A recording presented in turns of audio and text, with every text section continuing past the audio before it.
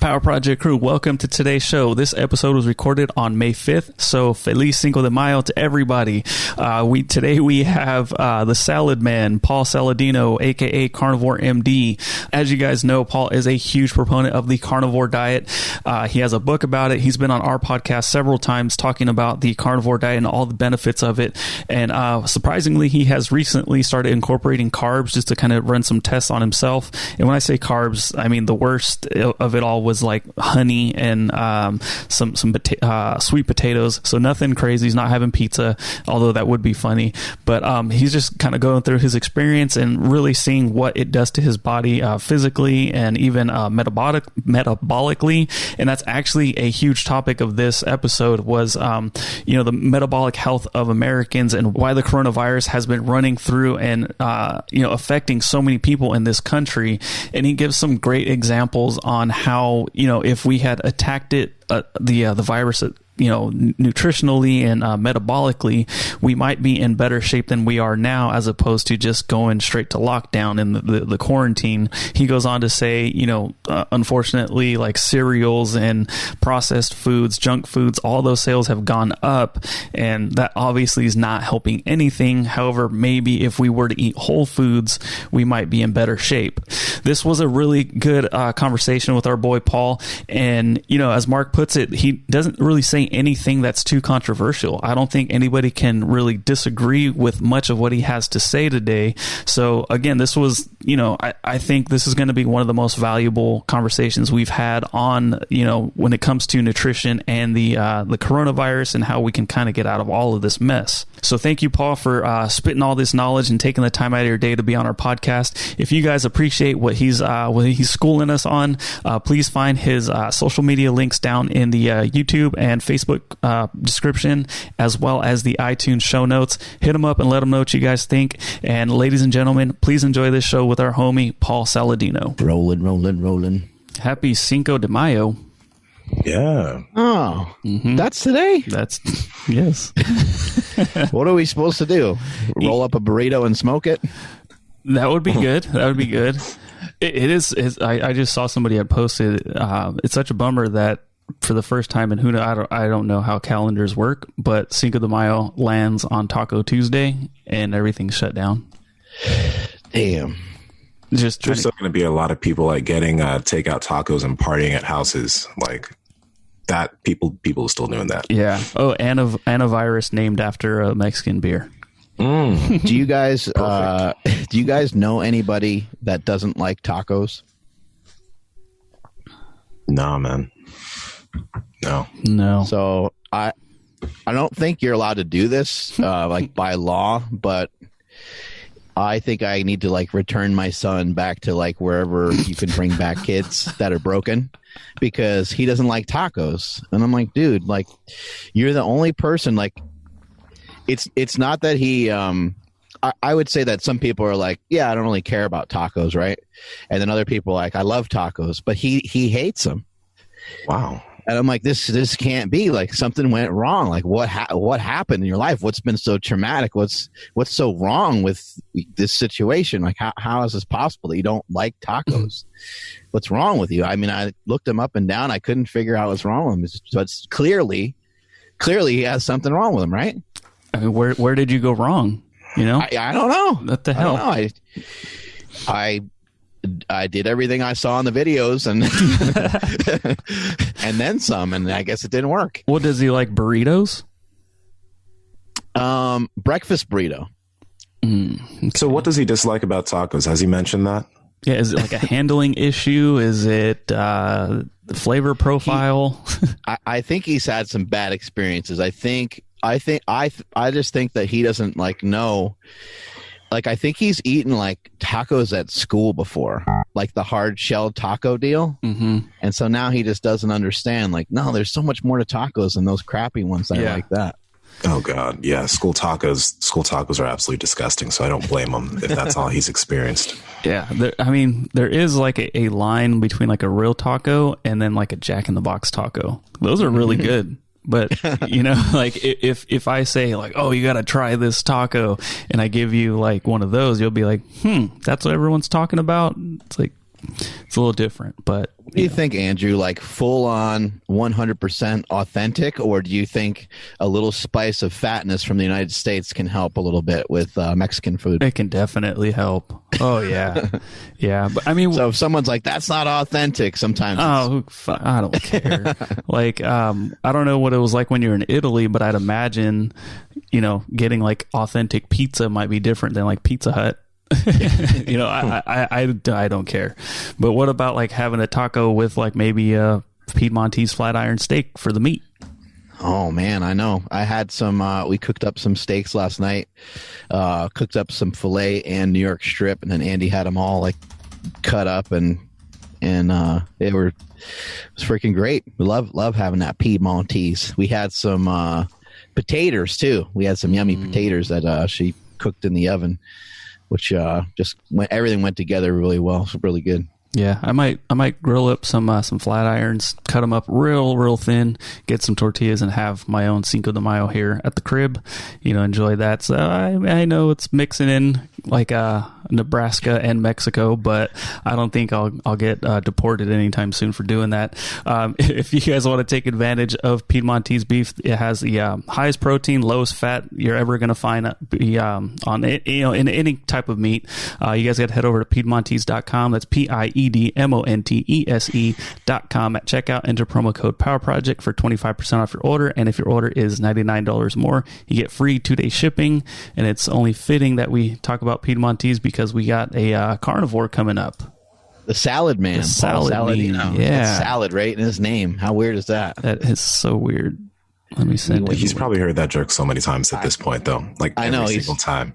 I know he's really gone. He's really gone against the grain, right? With his last name versus the way that he eats. But I'm excited to talk to him today. He's got a lot of great stuff. He and I talked a lot when I was on his podcast about vitamin D and getting it from the sun. And you can get vitamin D from a bottle. You can take supplemental vitamin D, and that may help a little bit, but really all it does is just when you get your blood work, you'll get a little extra pat on the back because your vitamin D levels will be higher, but it's not the same thing.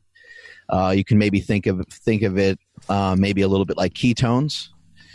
If you ingest ketones, it can maybe turn on some things in your body that could be beneficial to you, but it's not doing the same thing as like putting yourself through the process of getting into ketosis. So once again, unfortunately, the things that we do for ourselves are always going to be more powerful than the things we do to ourselves. So you can't really just get it from a pill. But if you do live in an area where there's less sunlight, you can, supplement some vitamin D here and there, but your best bet is to get out in that sun. Oh my God. Put those things away. Oh, holy what the hell? Wow. What's up, you guys? Are you on carbs now? Look at that. Andrew, you forgot to hit his entrance music. I know, my bad. The way that he popped in with that double bicep. Nothing is less impressive than a poorly done double bicep pose. What's going on, man? What do you got going on over there? Oh, just trying to hide from the hysteria, talk some sense into people, write some more books, all that kind of stuff, all the good things. Good luck. What made you dive in full blast, full bore more recently to talking a lot about the coronavirus? I don't even know. I think it's just no matter what's going on. Are you fascinated by it? I am interested in it, and I'm interested in the human response to it, and I'm interested in the epidemiology and the virulence of the virus. And I think it actually presents us with a model system, or it's the kind of thing for me it's very similar to many things that we're going to face in society. It's something that's going to challenge our health as a population. And just from the beginning, I thought that the response was a little strange. There's always going to be infectious insults that we're going to encounter. And why are we hiding so much from this one? Is there a real reason to do that? And the further I got into it, the more I thought, man, a lot of these pieces of this equation don't make a whole lot of sense to me. And the way we're structuring the response doesn't make a whole lot of sense. And yes, people are going to die from it. And yes, it is a virus that can harm people. Well, there are other viruses out there that are harming us. And there are many other viruses and other infectious things that we're exposed to. So yeah, it's been an interesting journey to just kind of think about it from my own perspective as a non-virologist, non-epidemiologist, non-infectious disease specialist. But I do think that there's a lot to be learned from it. But you also have rubbed elbows with some experts on your show kind of more recently. You've had all different kinds of people getting different data together and getting different information, and you yourself diving in and researching, correct? Yeah, absolutely. And here's the funniest thing about the coronavirus pandemic. Who's an expert? You know, right. Who is an expert? Who has seen this before? And I saw a doctor on Instagram that did, a really satirical, funny thing. And he was also a psychiatrist, or he was practicing in psychiatry. And he said, I'm getting a lot of hate from people. They're saying, stay in your lane, man. And he said, okay, so I'm going to let the world's most preeminent virologist take the stage. And he shows just a bunch of videos of Bill Gates, who's become the world expert on coronavirus, or the person we listen to, or it's Dr. Oz, who hasn't seen a patient in 25 years and is a talk show host, or it's David Sinclair, who I've had on my podcast and is a super smart guy, but he's a geneticist from Harvard. So I'm not saying any of these people is unqualified to talk about coronavirus. I'm saying they're all qualified to talk about coronavirus, and they're all qualified to share an opinion and to think independently, and as am I. And so anytime that somebody tries to break any of us down, I think that it really just exposes that person as someone that's appealing to authority, when in this situation, we just need ideas. What appears to be the most common thing amongst people that are getting the coronavirus and are, getting very, very sick from it? So looking at the data as I've seen it, the major risk factor is age. But the major risk factor for dying is also age. So death is, the major risk factor for dying is age. So beyond age, and we can speculate as to why age may be the main risk factor for coronavirus, beyond age, it's very clear that metabolic dysfunction, and I will clarify what that means. Metabolic dysfunction is a huge risk factor, potentially 10x, 8x risk factor for severe course of COVID-19, which is the disease associated with SARS-CoV-2. So if we go back to age is the biggest risk factor for coronavirus. And in medical school and all of my training, we are always kind of sold this subtle propaganda that humans are just meant to break down and become decrepit as we age. It's this, inescapable march toward decrepitude that humans are supposed to get as we age. It's normal to get high blood pressure as you age. It's normal to have a heart attack as you age. It's normal to get cancer as we age. And this is, I guess, one of the reasons I got so interested in coronavirus, because the narrative seems so similar to what I'd heard before around a carnivore diet, around animal-based diets, around human health in general. And a lot of that narrative seemed to be built on this assumption that humans are just supposed to get weak as they age. And I've rebelled against that from the very beginning. If you look at indigenous peoples, they really don't get the same diseases of modern society. They don't get the same chronic diseases that we do. So we know as they age. So we know that age is not really the main issue here, that age is not necessarily as big of a deal as many people want to make it out to be. Now, certainly we all die. Eventually, we have a finite life. But to say age is a chronic disease, or that age is inevitably associated or inextricably associated with chronic, weakening and illness, this is a narrative that I've never appreciated, because that's a very slippery slope to people just taking lots of pharmaceutical medications and not taking things into their own hands by making lifestyle changes and dietary changes and staying as strong as possible for as long as possible. So when a lot of elderly people are suffering with coronavirus, I think the assumption is immediately, they're old, that's normal. And I think about it differently. I think what is common in elderly populations? Comorbid conditions, chronic disease is certainly common in elderly populations, as is nutritional inadequacy.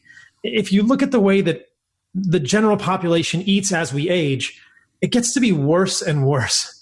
it gets to be less and less nutrient dense. How many 75-year-olds do you know who eat steak?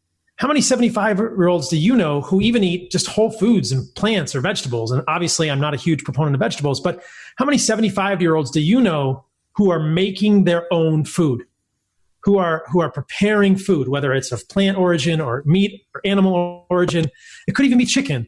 But I think that as we age, perhaps because of the way we've been eating our whole lives, we tend to eat more convenient foods. And the adage we had in medical school was a tea and toast diet for elderly people. And that leads to tons of nutrient deficiencies. So I think that we're saying that obesity, metabolic syndrome, insulin resistance are huge risk factors for severe COVID-19. And we're also saying that elderly people are at risk. But I think elderly people are at risk for the same reasons as everyone else, because they're metabolically unhealthy. They're more likely to have nutrient deficiencies. And as I've talked about in my podcast a lot over the last 6 weeks, 7 weeks, 8 weeks, these micronutrients are critical for proper immune function, as is metabolic health, as is insulin sensitivity. And we can get into all of that. But I fear that, again, and I've talked to you guys about this before, so much of what we think about in modern society is based around calories and macronutrients, protein, fat, and carbs. And those are hugely valuable levers, but it's missing this incredibly large body of knowledge around micronutrients. That was how I got interested in the carnivore diet. And these micronutrients, in my opinion, are the real magic. They're the real spark. They're the real sort of ghost in the machine that either makes us vital or our biochemistry isn't working well and our immune system isn't working well if we're deficient in them. So how many of these elderly people are deficient in micronutrients? Many. That's one of the reasons why I honestly, I've seen you post about this stuff. And then I see individuals, when they see you post about it, they're like, oh, these zealots are saying the carnivore diet's going to cure coronavirus. And obviously, that's not what you're saying. You're not saying the carnivore diet's the cure to the coronavirus, but you're just saying, hey, if people eat nutrient-dense foods, build a healthier lifestyle, they're going to be less likely to be able to contract, or they'll be able to fight it off easier. So I don't understand how something so basic is being so warped into another type of narrative.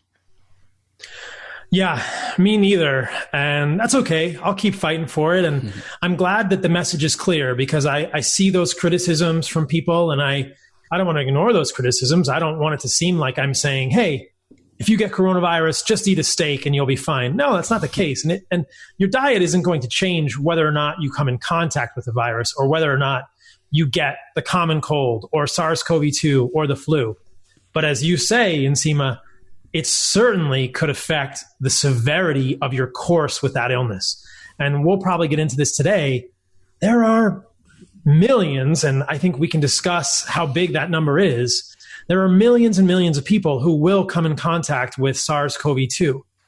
And, the course of that illness, the severity of that illness is everything. Because some people have it easy and they move past it in a few days, or there are some people who are even asymptomatic, and some people end up in the intensive care unit on a ventilator. So what's the difference? That's the key. That's the key. What's the difference? And that's what we're talking about here. Tell us about your shirt there. It says, eat whole foods, change the world. What's that about? This is my buddy Justin Nault. He's got a company called Clovis. He's a great guy. And this is his saying. And, I was thinking about it. I was like, what should I wear today? I was like, well, I got my strong super training shirt over here. I was like, no, I'm just going to wear the Eat Whole Foods, Change the World shirt today. I love Justin. I went hunting with him in January, and what a great idea. It's not even about a carnivore diet anymore. For me, it's about ultra processed food. And of course, I'm still interested in the carnivore diet, and I wrote a book about the carnivore diet, and that's what carnivore-ish diets, animal-based diets are what I believe to be optimal for humans. But at this point, I released a podcast today with a cardiologist from Britain named Asim Malhotra. And in that podcast, we talked about the fact that this epidemic is really, let's just not mince words here. This epidemic is really targeting, this pandemic is really targeting people who are metabolically unhealthy. How do you get to be metabolically unhealthy? You eat food that's not whole food. Like, let's just make it very simple. So who is behind coronavirus? Have you guys seen that meme? And it's from Scooby-Doo, and it's one of the characters from Scooby-Doo. Oh yeah, pulling off the mask. Who is behind coronavirus? And he pulls off the mask. And in the meme, it's Zoom behind coronavirus. But when I pull off the mask, who is behind coronavirus? I see Nestle and Cargill and Bayer Monsanto and agribusiness and processed food, because ultra processed food is really what's causing this metabolic illness. And this or it could be yourself, right? For allowing those foods to enter your home. We have to have some individual responsibility right. within the equation as well. But we can talk about that. It's an interesting nuance. But I think that, this isn't really even sexy to say anymore. It's passé, but maybe we just have to keep saying it. Like, the foods you eat are going to affect your metabolic health. So eating donuts all day is not a good defense against coronavirus. And, eating processed food and ultra processed food is not a good defense against coronavirus. This is a horrible idea. And for anyone to deny that food is connected with metabolic health, or that food is connected with immunity, or that metabolic health is connected with immunologic resilience, is just to put on blinders and to say, it doesn't matter. It doesn't matter. And to your point, Nsima, I think a lot of people that come back at me with criticisms, believe in a paradigm in which micronutrients are not important, or believe in a paradigm which is macronutrient focused or macronutrient driven, and believe in a paradigm that really ignores overall food quality, and have publicly come out and said things like, it's okay to eat Pop-Tarts as long as you take a multivitamin. And you think, like, it doesn't really make a whole, so if it's consistent with their paradigm, and I'm just challenging their paradigm, so they get all, triggered. Yeah. What about, just to play devil's advocate, you said eat whole foods, avoid the processed stuff. Lettuce doesn't seem to be processed too much. So technically, could you be a vegetarian and still be, protected or a little bit stronger to face, COVID and all that? Absolutely. As long as you're getting the nutrients you need. It's very hard to do that, in my opinion, on a vegetarian plant-based diet. Very, very hard. And that's what I talk about in my book, The Carnivore Code. People will be familiar with that. If you're not, you should check it out. But if you look at plant foods versus animal foods, number one, animal foods have been incorrectly vilified for decades now. And number two, in terms of nutrient bioavailability and nutrient adequacy, it's really hard to get the nutrients we need from plant foods, which is why I kind of suggest in the book, plant foods are probably just survival foods for most humans. If you eat them in a pinch, that's okay. But generally speaking, if you want the most nutritious foods, your diet should be composed of a lot of animal foods. That's where we're going to get those micronutrients from in bioavailable amounts. So it's a great question, Andrew. Also, too, I think, if vegetables or even other foods, if they assist you if they encourage you to eat more meat, then that might be a really good thing, especially for people that kind of struggle to eat. I know for myself, if I have some spinach sometimes with some meat, it just makes it easier to eat the whole thing, or if I make an omelet and it has some vegetables in it, it makes it enhances the experience of the omelet. So I do understand, there's anti-nutrients in there, and I get all those things. But again, if it's going to encourage you to eat, to stay more on plan, to stay more on point, to eat more meat-based, then it might be something to look into. I know for yourself, you more recently have made some changes, and you started to incorporate some carbohydrates, so you're off the team. That's why we're here. That's why we got this Zoom call going. We wanted to officially announce that you're off the team. But you made some changes to your carnivore diet. Is that right?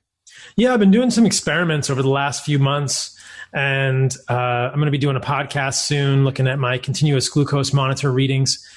So here's the deal: as I got further and further into the carnivore diet, I ate what we could call strict carnivore. I don't like to be dogmatic about it. Contrary to what the haters on Twitter would say, I am not a carnivore zealot. I try to be open-minded and not to be dogmatic. But I was strict carnivore for over a year and a half. And what I began to see, guys, was I saw in other people a lot of dogmatic belief regarding keto and ketogenic diets and low carb. And I thought, I really want to challenge this a little bit, because personally, and the more I dug into the literature, I just couldn't reconcile this idea. And I hope this came through in the book, but it'll probably come through more in the cookbook that I'm writing for later this year. Insulin resistance, metabolic dysfunction, these are all synonyms, and they're synonymous with prediabetes. Carbohydrates per se do not cause insulin resistance. And I want people to understand that. And I think that within the carnivore community, there are many people who get kind of dogmatic about that. And they think, I saw too much messaging around this idea that in order to fix insulin resistance, you had to go low carb. And though a low carb diet can help for that, it's not the only way. And carbohydrates in and of themselves do not cause insulin resistance in humans. There's nuance here.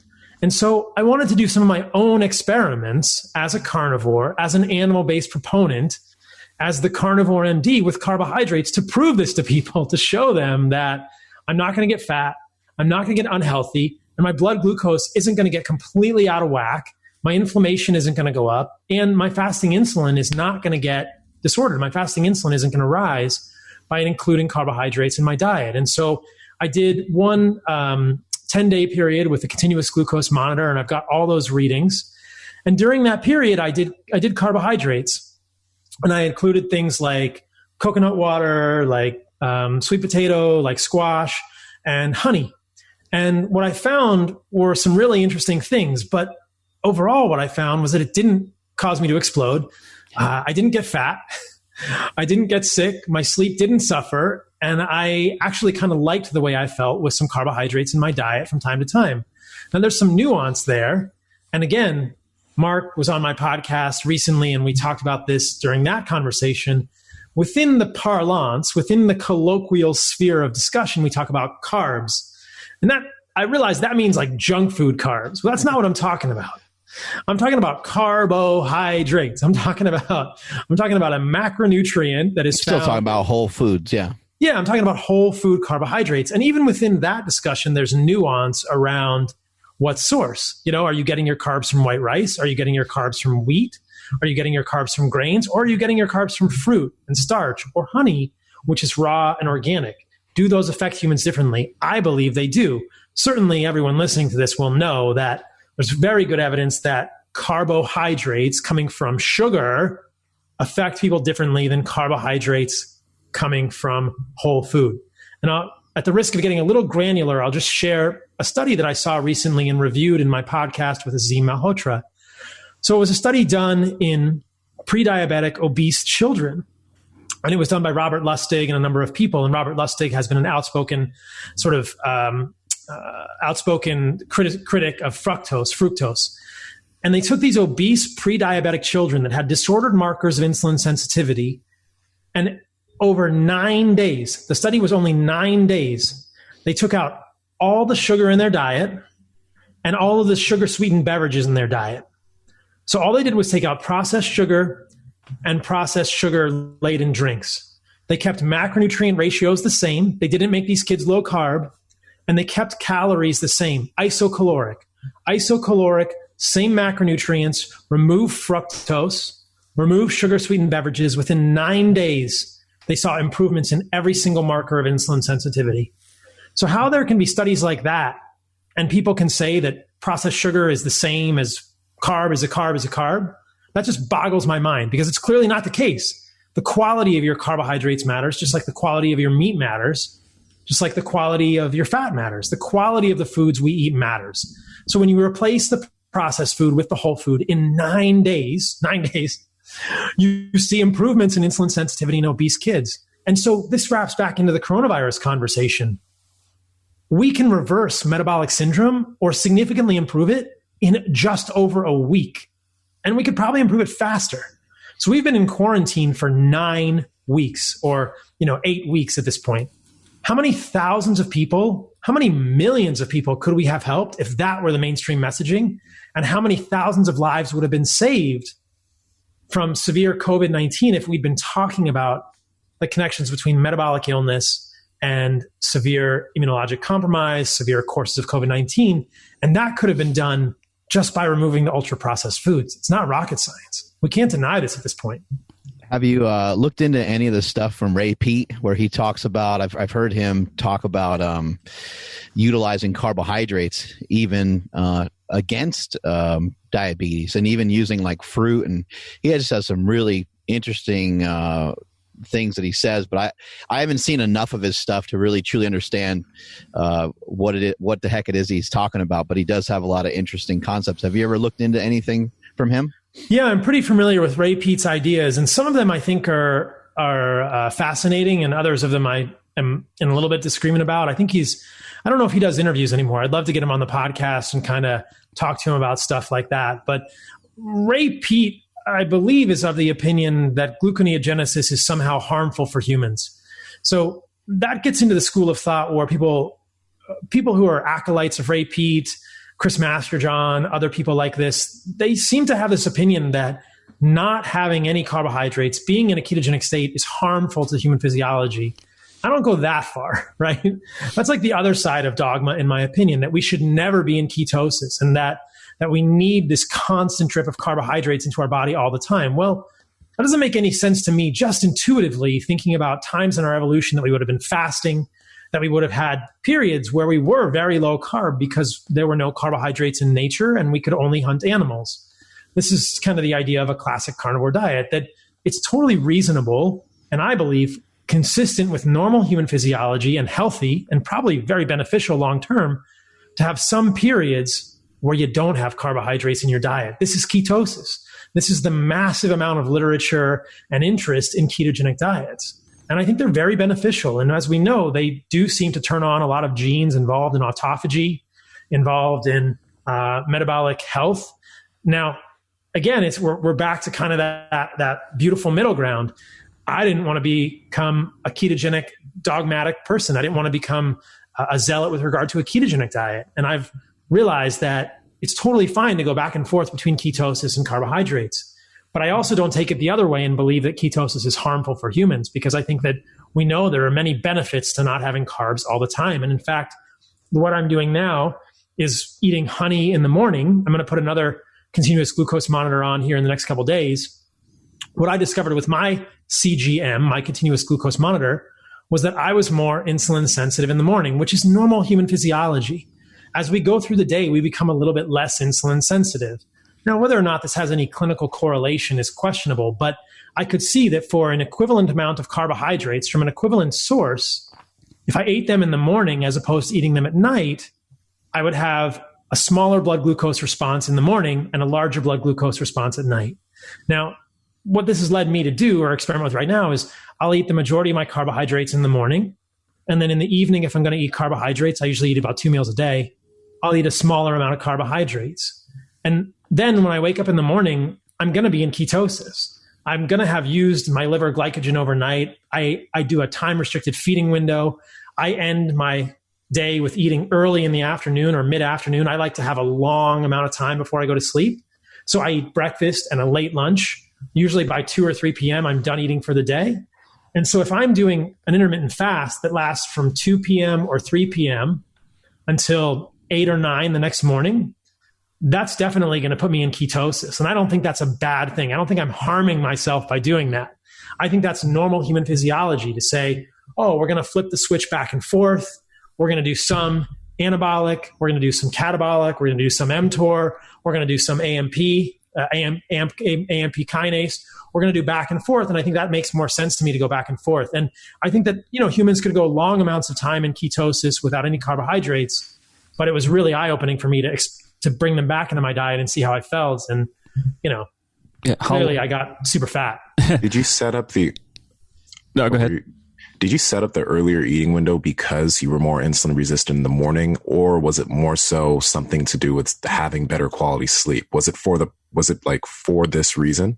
For both reasons, yeah. For both reasons. Yeah. So I'm more insulin sensitive in the morning, and most humans are, because as you go through the day, your melatonin goes up, and as melatonin and insulin are a little bit antagonistic. So in the evening, even at 6 or 7 p.m., you're starting to get melatonin being produced. And that's going to interact with your insulin a little bit and make you a little more insulin resistant. Now, does it matter? Does it have a clinical correlation? Hard to say. This is what's so cool about a CGM, but it helps with sleep. and I get less of a blood glucose response when I eat at 2 or 3 p.m. or get the majority of the carbs at 8 or 9 in the morning. Cool. How long had it been since you've had like just normal carbs like that? Well, it was over a year and a half. Yeah. What was it like? The first couple of days were a little funny, and I wish I'd had the CGM on those days. The first, because by the time I put the continuous glucose monitor on, I had been doing carbs for a few days. And it's kind of the reverse of going into ketosis and coming out of ketosis. So when you're in ketosis for a long time, you get this phenomenon called physiologic glucose sparing or physiologic insulin resistance. But it's so much different than pathologic insulin resistance that I think that term confuses people. And I don't like to use that term, physiologic insulin resistance. It's more glucose sparing. You'll see people talk about this on both sides of the equation. Sometimes people who are anti-ketogenic diets or pro-fruitarian diets or pro-vegan or plant-based diets that are high carb will say, oh, if you're low carb, you're going to get insulin resistant. And it's not the same physiology as pathologic insulin resistance driven by overconsumption of mixed macronutrient ratios like fat and carbohydrates together. Totally different physiology. I went into a lot of detail with this when I debated a couple of friends of mine who are fruitarians on my podcast a while ago. People can find that one on my podcast, which is Fundamental Health. But what you start to see is during ketosis, your body says, hey, the muscles don't need glucose because they can use ketones. So they start refusing glucose. Now, technically at the level of the muscle, that is insulin resistance. But you're not insulin resistant everywhere. You're not insulin resistant at the level of the brain. You're not insulin resistant other places. You're not insulin resistant everywhere. It's a little different physiology, and it's not driven by inflammation and mitochondrial dysfunction in quite the same way that it is when you're overeating foods, when you're eating junk food, or when you're eating processed carbohydrates and vegetable oils. It's different physiology at the level of mitochondria, nor is it accompanied by hyperinsulinemia or hyperglycemia. When people are pathologically insulin resistant, we see hyperinsulinemia. We see high levels of fasting insulin.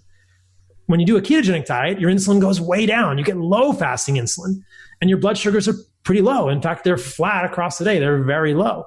So very different physiology, very different clinical presentation of those two things. So, but what I was saying is that a physiologic glucose sparing is what happens in ketogenic diet. And when you reverse that, if you go from being keto for a long amount of time to giving your body carbs, for the first couple of days, your glucose is going to be a little higher than normal because your body has to wake up and say, oh, I've got carbs again. Okay, let's bring them in, but then it'll adjust and it looks just fine. And right now, the CGM readings that I've had are pretty fascinating. The blood sugars are really stable. I'll get a little spike once or twice a day when I eat honey with my meals. And I'll usually eat about 100 grams of carbs a day now, maybe 120. I don't follow it that closely. And I'll get small spikes in blood sugar when I eat that. But generally, the blood sugar is between, I would say, 70 and 90 all day, with a few spikes for the honey when I eat it, and that's it. And the spikes generally only go up to 120 or 130 milligrams per deciliter. So they don't even go that high, and they come back very quickly. Again, I'll do a whole podcast on that. As you started to experiment with some carbohydrates, and as you started to maybe become more open into trying it again yourself, did you kind of maybe realize and look around and kind of think, oh, that guy's has always had some really good points, and I never recognized that before? Maybe somebody like a Rob Wolf or something like that. Of course, right? We're all learning from each other, and yeah, it's eye-opening and humbling. And I think that we all get into our little idea echo chambers, and I always say that I've tried to not be in an echo chamber, but of course I'm guilty of it like anyone else. And so, yeah, it's been good to kind of to do that kind of stuff, to be open-minded about it. And diet is one of those things that's so interesting to me that, of course, it's possible. And of course, I was guilty of being a little bit closed-minded, but it was fun. It's been a fun experiment and been interesting to kind of explore that stuff. It's been good. I don't know that my sleep was pretty good on carnivore regardless. And now I just kind of go back and forth. Some days I won't eat carbs. Some days I will eat carbs. Most days I won't eat a lot of carbs at dinner. But I mean, there's so many other people out there with great ideas. It's nice to be able to appreciate them all. Have you seen, with the glucose monitor, have you seen your glucose get real jacked up? And if not, are you willing to maybe try to experiment just to see what that would look like from a performance standpoint? Like maybe you have a strength training session the next day and maybe you try to boost it up, or you have any desire to kind of play with it that way and see how it might maybe amplify performance? Yeah, I could. It would be interesting to see if it were any different. And I don't think we really know all the details with regard to glucose. There was a paper that just came out, I think on either May the 1st or April the 30th, about glycemic variability and COVID-19 outcomes. And it showed that the more glycemic variability you have, the worse your blood glucose control, the more insulin resistance, the more metabolic dysfunction, the worse your outcome with COVID-19. So I think that when we're thinking about carbs and when we're talking about carbs and we're looking at things like continuous glucose monitors, ideally what we want to see is an absence of glycemic variability, even if you are eating carbohydrates. And again, when I do the full podcast on the CGM, that'll make more sense to people. But you don't really want to see the blood glucose spike super high. At least that's what we believe now. We're still learning. You definitely don't want to see the blood glucose going like this up and down all day. That's not a good thing. And you don't want to see a huge spike. And some of the cutoffs are a little arbitrary right now. We don't quite know. But I think most people would agree that ideally, you don't want your blood sugar to spike more than 50 milligrams per deciliter, 50 milligrams per deciliter after a meal. And you don't want it to stay elevated for more than 45 minutes or an hour, meaning you want it to return to baseline at 45 minutes or an hour. And that's a much more stringent criteria than we use in medicine for OGTT, or oral glucose tolerance testing. We have a much more lax criteria than that. The criteria in medicine allows your blood sugar to go up almost 100 milligrams per deciliter and to remain elevated at 40 minutes or 2 hours. And I think that's too lax. I think that if you're seeing that type of behavior, what it looks like normally, what I think the blood glucose should look like normally if you're eating carbs is, a bumpy line, then you eat some carbohydrates, it goes up maybe 30, 40 milligrams per deciliter. Then it comes down very quickly within an hour, and then it goes back to baseline. And a disordered pattern would be a much fatter curve where it would be going like this, maybe with a little more glycemic variability, then a much bigger spike and a much broader peak, more area under the curve. That's where you start to say, that's not good. So when I was doing it before, I did experiment with different amounts of carbohydrates. I'd certainly be willing to do it. But if I'm seeing my blood sugar spike 80 or 90 milligrams per deciliter, I think most people would say that's probably not super healthy. Now, could there be a trade-off there with strength? Potentially, but it's like something I've got to weigh. I think that for me, including 120 grams of carbohydrates in my diet was like, that's a huge difference. That's totally changing my physiology because I'm probably not making ketones right now, whereas I was for the last, 2 years exclusively. It'd be interesting to maybe load up on some carbohydrates, maybe post-workout, and see if, see if you restore your glycogen more efficiently or something like that. See if you could put on more muscle mass. To me, over the last couple of weeks, your physique is looking better from what I've noticed. And I zoom in a lot. I zoom in and I screen capture and then I zoom in again, if you know what I'm talking about. But yeah, I'm noticing some differences in you, but I think it's hard sometimes to know with someone like yourself because you're very strict on your nutrition as it is. So that could just be a progression of your training and continuing to get good sleep and continuing to have good habits. I gained a little bit of weight, but not much. So when I was strict carnivore, I would weigh like 169, 168, 170. And now I weigh myself and I'm anywhere from 173 to 175. So it's totally possible that that could all be liver glycogen. So that could be water weight in my liver.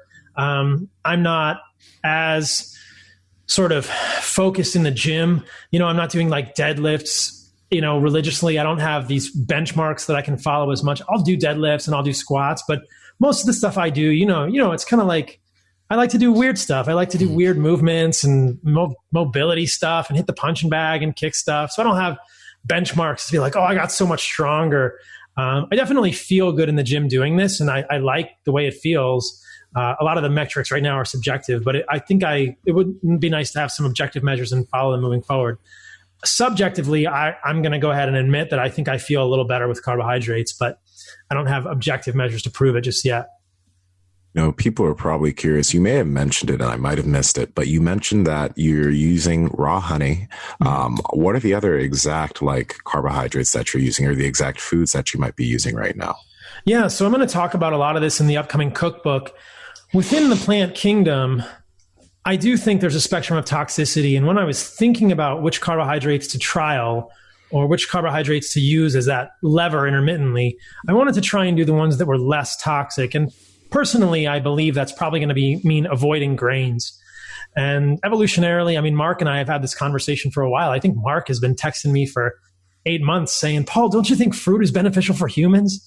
Don't you think fruit is beneficial for humans? And I would say... And you told me it was porn. I did tell you. Fruit is porn. Food, you're like, it's food porn. And I'm like, don't we want some porn? We might. We just might. It's good to get laid every once in a while. That's right. So, yeah, it's so funny. So I think that evolutionarily, and again, this is just my speculation, my independent thought, that fruit would have been the main carbohydrate we would have sought out seasonally. We wouldn't have overconsumed it. And honey certainly would have been something that we would have eaten when we could get our hands on it. It's freaking delicious. But grains, I think, are probably not going to be the best carbohydrate source for people. I love Stan Efferding. I'm not convinced that white rice is the best source of carbohydrate for humans. And you could test this with a CGM. You could test this with a blood glucose response monitor, and there may be individual variation in terms of how you respond to different carbohydrates. I've heard of this before. And I'm only an N of 1, but in the company I'm working with for the CGM, which is NutriSense, I've talked to the dietitian there, and she's shown me blood glucose monitor readings from a variety of people eating the same food, and they have different blood glucose responses. So people may need to do some testing to see how they respond to different carbs, which is kind of wild. And I'm good friends with Anthony Gustin, who's done the same thing with his CGM. He can say, he's even told me, I can eat these cassava tortillas and I don't really have much of a blood glucose response. But when I eat a sweet potato, I get a much bigger blood glucose response. Happy Cinco de Mayo, right? Right. Oh, that's right. So there's some nuance. For me personally, and in general, as an overarching general schema, I think that the non-sweet fruits and some of the fruits are going to be the best choice for people as a starting point. These would be things like squash, sweet potato, fruit, and honey, and people can decide how they want to do it. Personally, if the fruit is too sweet, I don't really like it. When I eat oranges and stuff, I don't like the acidity in my mouth. I actually feel like I feel like I can feel the acid on the enamel of my teeth. I don't like the way it feels. So I'm not a big fan of oranges and the super acidic fruit. But I mean, watermelon might be good, and people might scream, oh my God, there's so much glycemic index for watermelon. And that's very different between people. The glycemic index of a food is going to be very individual. So I think some of the super crazy sweet fruit might be good for people. I really like honey. It just, for me, it's, it's one of those in between things. I'm going to say that I can still be carnivore with honey because it's not actually a plant food. It's like a bee food. It breaks the model. Is it plant? Is it animal? What is it? I think I might have asked you before, but what about olives and avocados? Where do those things kind of fall in? Because we've talked about all these kind of different weird foods. You and I have talked about honey before, and avocados and olives are fruit as well, but they don't have, I don't believe they have hardly any fructose at all. They don't have much at all. And I think that, like I said, I think that fructose, there's a nuance with fructose. It's not so much to fear fructose, it's to fear fructose when it's processed. And this is, I think, where Robert Lustig goes off the rails a little bit.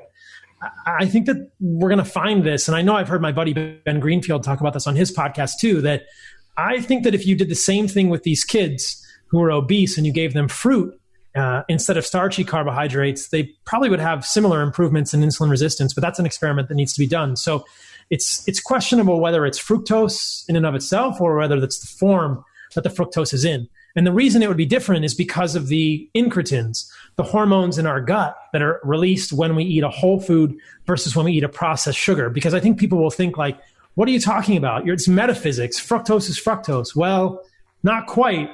There's different physiologic reactions when we eat a food that's a whole food because there are hormones released in the upper gut and the lower gut. And if the sugar is absorbed immediately or isn't packaged in the right way, then it's going to have different hormonal responses in our body.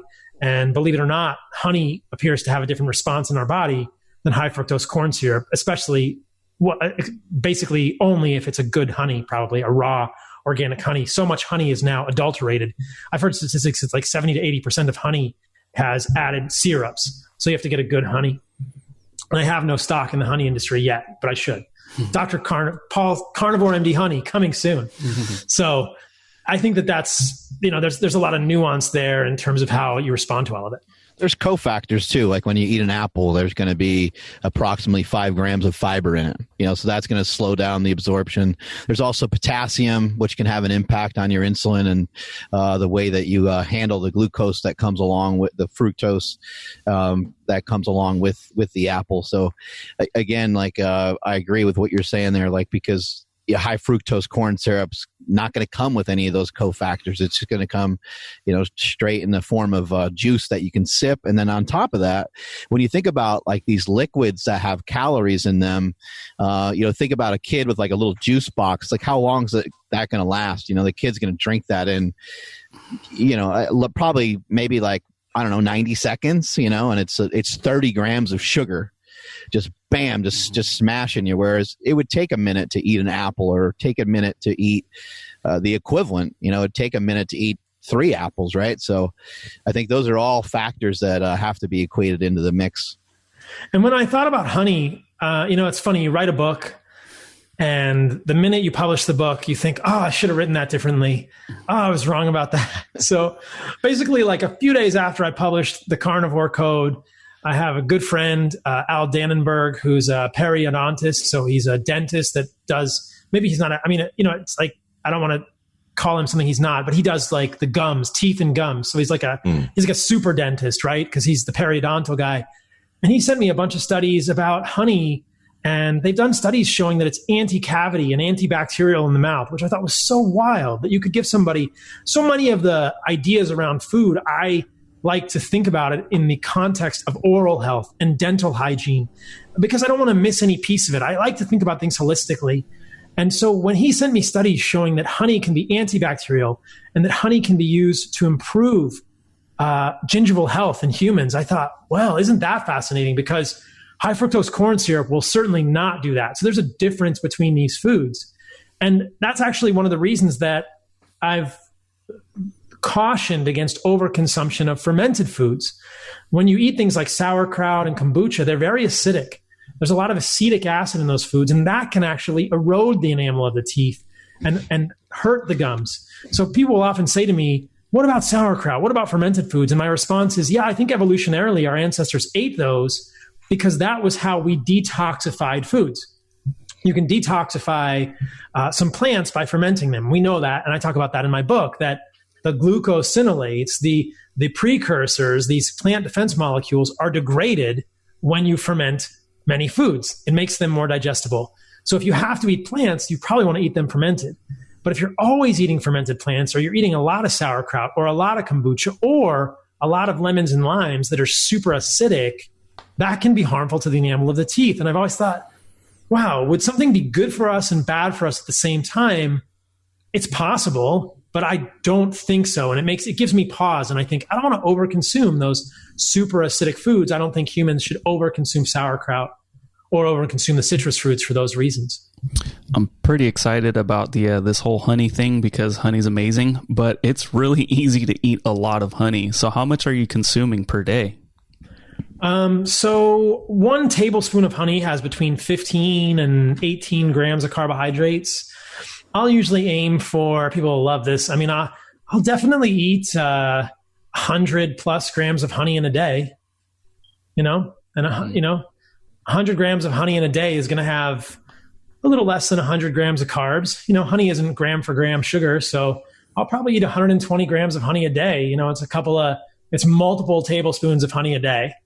But that's the only carbohydrate I'm eating right now. And I'm waiting for my teeth to fall out. They haven't fallen out yet. They seem like they're doing okay. But that's been the best one for me. Again, because perhaps I'm so adapted to not having fiber in my diet that when I eat a lot of fiber, I don't like the way it feels. I don't really get gas and bloating, but it just feels very full. And to be honest with you, I really like the way I feel after eating meat and organs. So everyone knows I'm a huge fan of eating nose to tail and eating liver and spleen and pancreas. And I don't want to fill my stomach with less nutrient dense foods like squash if I can get honey and meat. That to me is like, oh, that's great, and I don't feel hungry, but I also don't feel like overly full. My body would probably adapt, and maybe my stomach has shrunk because I'm eating these low residue foods like meat and liver. But when I eat squash with my meat, I just feel very full, and I don't really like that feeling. It means I can't move around, I can't exercise, I can't do things. But if I'm eating honey, which doesn't have any fiber, I actually think that's a good thing that it doesn't have fiber, because as I talk about in my book, the fiber can bind other nutrients or bind hormones that we're supposed to do enterohepatic recycling of. So I'm thinking that it's probably a good thing that honey has no fiber, and it doesn't make my stomach feel distended. It's antibacterial in my mouth, works for me. But yeah, I'm eating a significant amount of honey a day, and there's a couple of them that I really like that are organic and raw. Back to your original point, or one of your earlier points, Mark, Ray Peat is not a fan of honey, is not a fan of fiber either. So he and I would agree on that. And that's why Ray Peat recommends things like ice cream, which I'm not going to go that far because it's got processed sugar in it. But Ray Peat would say, eat animal foods and eat carbohydrates without fiber, because he doesn't think the fiber is terribly beneficial for humans either. So we're similar on that respect, but I don't agree with him on the dairy or the processed sugar piece. He's completely amazing to watch. Anybody that hasn't listened to Ray Peat, you should check him out on YouTube. He's like polarizing, but he doesn't sensationalize anything. He's an older guy. He's probably in his 90s now, so whatever he's doing is probably working really well. I think the truth of it is, I think in some categories, this guy has studied stuff that maybe other people just haven't quite gotten to yet. Like he's very, very smart in a specific category. But I think maybe when he starts talking about like ice cream and stuff, maybe he's starting to speak in some areas where he's not as knowledgeable. He's definitely super knowledgeable when it comes to like the hormones in your body. It seems like that's something that he's studied for decades. Yeah, and I would disagree. He's a big fan of orange juice, and I'm thinking, I don't know if I want to do. I don't know if that's do you? It really gets everybody happy. Everyone's like, ice cream and orange juice. This is an amazing diet. How do I find out more about Ray Peat? Where do I sign up?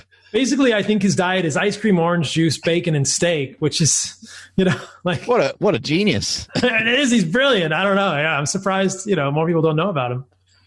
I know you're super passionate about regenerative agriculture, and we have talked about that in the past on this podcast.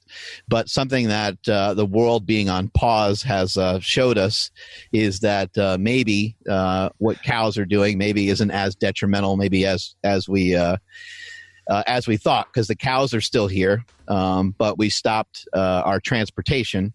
And all of a sudden the skies are opening up, and things that haven't been clean in decades are now cleaner, which brings back to my dad's theory that the environment is indestructible. When I was a kid, I asked my dad I asked him something because we were learning something in school, and he's like, you know what?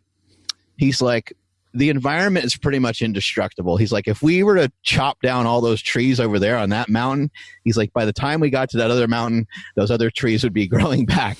I don't know if what he's saying is 100% true. Obviously, there's damage that we can do. There's damage that we are doing that's not great for the environment. But I think it brings up some interesting things like, could certain areas, certain cities shut down occasionally to be more environmentally friendly? Like, is it too much to ask to say, hey, this area, take this weekend and no one drive their car? Like, if we really care about the environment, maybe these are things that might be useful, might be practical. I don't know. What are your thoughts on that?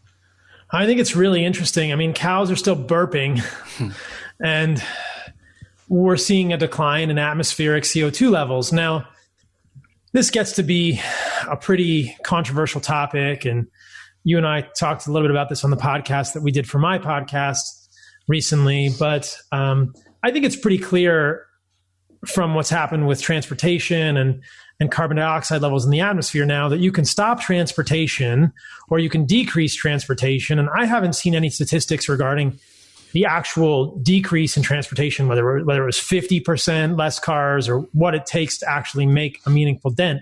But it does illustrate this incredible point that, hey, you can just stop driving your car and we're going to see a big difference, which is kind of counter to most of the plant-based narratives saying, oh, cows are the major contributor, or cows are contributing a ton to climate change or a ton to the carbon dioxide in the atmosphere. Now, people could say, oh, well, cows are still contributing and we took the cars off the road, so of course we're going to see an improvement, and we could see an even bigger improvement if we got rid of the cows. But as you will all know, I disagree with that one pretty strongly, and that gets into some nuance regarding the carbon cycle and the way that methane from a cow is going to cycle and has a different life cycle in the atmosphere than the carbon dioxide. So we're talking about CH4 coming out of the mouth of a cow or the butt of a human. We produce methane too, and so do termites, and so do bogs in Africa, and so do wetlands, and so do landfills, versus carbon dioxide coming out of the tailpipe of a car. It's a much bigger equation than the mainstream media would lead us to believe. There's a very large cycle called the carbon cycle in our environment, and it always has been this way. There's always been carbon dioxide in our environment, in our atmosphere. We need that. The more carbon dioxide in our atmosphere, the more greenery there is on the Earth's surface historically. That levels of carbon dioxide in the atmosphere, if they drop too low, plants can't breathe. Plants can't use the carbon dioxide. So to want to get rid of all the carbon dioxide doesn't make any sense. And I don't think the media ever tells us that the major carbon dioxide sink, or the major places where carbon dioxide or carbon are stored, are the oceans and the soil. So there's always this cycling of carbon moving around. And I've always been struck by this idea that when you burn fossil fuels, you're adding new carbon dioxide to the environment. But when a cow is burping, or a baby is farting, or a child or you or I are farting, although we all fart much less now that we eat many fewer plants, we're all contributing methane to the environment, which then becomes carbon dioxide, and that is then fixed into the plants as carbohydrates, and it's part of this moving around cycle. It's the same carbon atom. It's not a new carbon atom. Whereas when you're burning fossil fuel, you're liberating new carbon atoms from deposits in the earth, and you're adding new carbon to the environment. Whereas carbon coming from you or I, carbon coming from a cow, is cycling carbon. It's the same carbon dioxide atom on different molecules of carbon dioxide or methane that have been cycling in the environment for hundreds of thousands, millions, billions of years. So there's a very different story being told here. And that's where regenerative agriculture comes in. This idea that, hey, look, bison, buffalo, elk, pronghorn, deer, there were 250 million of them in the US in 1850. They've always been walking on the land and eating the grass and pooping and peeing. And that poop and pee is an integral part of the ecosystem of that land. And that fertilizes the land. That's how the land stays fertile. They eat the grass becomes poop and pee, and those nutrients go back to the ground in their poop and pee. And then when they die on the land. There's no nuclear reactors here. We're not destroying elements. We're not destroying, phosphorus or potassium. They're all sort of wrapped up in the same ecosystem. When an animal dies on a prairie, all those nutrients go back into the land. And that's what regenerative agriculture seeks to recreate. This kind of ecosystems perspective of raising animals. Ruminant animals have always been on the face, well, not always, but for the last tens of millions of years have been on the face of this planet, grazing and as part of ecosystems.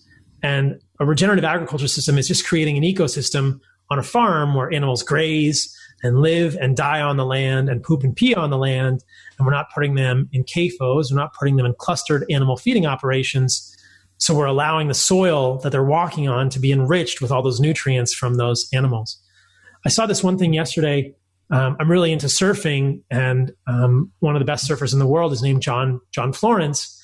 And he has a video series on YouTube called Vela, V-E-L-A, and they're sailing this boat. It's a catamaran, and they sail this catamaran from Hawaii, where he lives, to these islands, Palmyra Atoll, Fanning Island, that are way out in the middle of the Pacific. They're in the middle of nowhere, but they show up at Palmyra Atoll, and it's so beautiful to see. It's this island in the middle of the Pacific. There's 26 people that live on the whole island, which sounds a little crazy to me, and they're all just researchers from the Nature Conservancy. But in this video, they do such a great job of describing the ecosystem on that island. Basically, there's birds, there's plants, and there's fish. And the way it works is that the birds eat the fish. The birds eat the fish, and then the birds fly up onto the island and they poop. And then the poop goes into the soil and, makes the soil rich so that plants can grow. And then there's runoff from the island, and the poop and the nutrients from the soil and the bird poop goes into the ocean. And that feeds microplankton and little algae that the fish can eat. And the fish get eaten by the birds again. It's a closed loop. It just works, right? It's not that the birds eating the fish is a bad thing or that the birds pooping on the ground is a bad thing. It's that every piece of that is an integral part of the equation. And it's the same way with ruminant animals. They eat the grass, they poop on the grass, and then the grass grows bigger because they pooped on the grass. So it's just a beautiful ecosystem. And if we disrupt those, we're in trouble. But if we let the natural world do it, it's pretty ingenious. Guys, does Dr. Paul Saladino, does he have the record for saying poop on the podcast? Do you guys think? I think so. Probably official. Yeah. Hey, Pete and congratulations. Poop, yeah. How many times did I say poop? Yeah. Many. Poop counter. It's about 37. I was doing an internal count. So many. I like poop. I don't know if we're going to stay on this topic of regenerative agriculture, but I did want to go back to when we were talking about coronavirus, because you were talking about how one of the big issues is just individuals their metabolic syndrome. And the type of foods that they're eating. And that could be something that if it was mainstream, that could help people. But the thing is it's not mainstream, right? And we didn't really get to ask what your thoughts on the approach to the quarantine are, because since that message isn't mainstream and since we have so many unhealthy individuals, right? It doesn't. Do you think there would have been a better option to this than what we're currently doing? Because we are where we are, right? We can't really change it. So what do you think would have been a better idea for where we are? Right. This is a tough one because it's not really fair to Monday morning quarterback it. And there's still a lot of speculation and a lot that's unwritten about all of this. Throughout the pandemic, I've been vocal and I've not been quiet about the fact that I'm a little skeptical of the quarantine.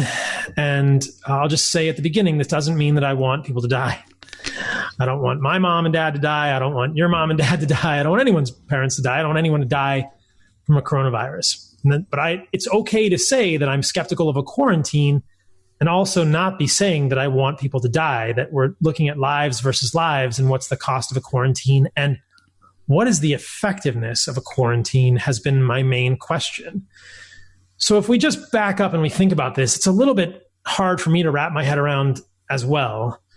But if we think about the effectiveness of a quarantine, of the effectiveness of what we're doing right now, I'm not convinced that we have data to really clearly say that a quarantine works, that what we're doing works, that a lockdown really works. And of course, it's easy now to say, hey, look, there's been 70,000. I think this morning there were 68,000 deaths in the US from coronavirus.